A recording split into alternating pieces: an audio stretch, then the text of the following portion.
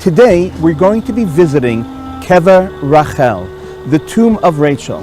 We are right now standing on the road to Efrat, on the way to the burial place of one of our matriarchs, Rachel, our mother, Rachel Imenu.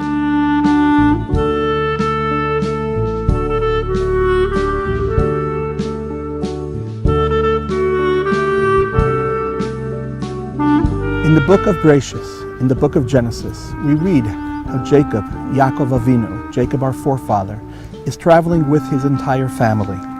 They journeyed from Beit El, and there was still a stretch of land to go to Efrat, when Rachel, went into labor and had difficulty in her childbirth. And it was when she had difficulty in her labor that the midwife said to her, "Have no fear, for this one too is a son for you."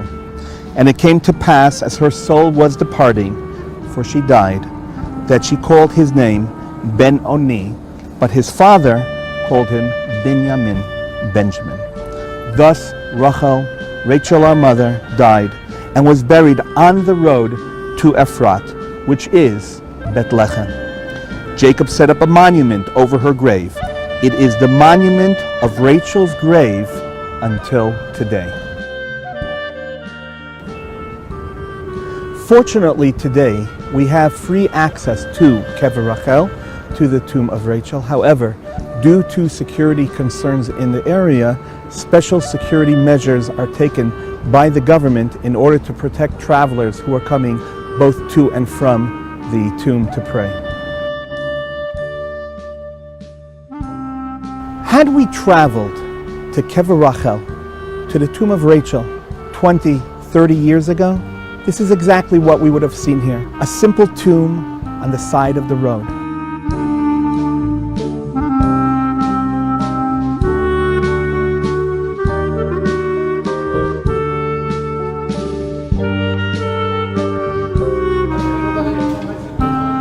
Rachel Imenu, she epitomizes sacrifice, the sacrifice of a Jewish mother. Her husband-to-be, Yaakov, works for years in order to gain her hand in marriage.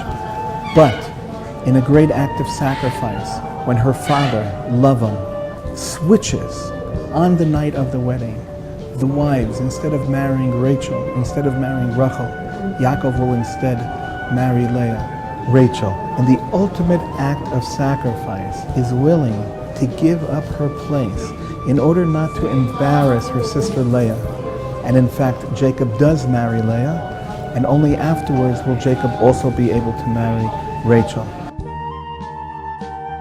We are told that the very first person to pray at this very holy site, at Kever Rachel, the tomb of Rachel, was her oldest son, Yosef. One of the more interesting customs associated with Kever Rachel, with the tomb of Rachel, is women who are having a difficult time with labor would be brought the key to the door of Kever Rachel in order to accompany them to hopefully in some way lessen the labor pains.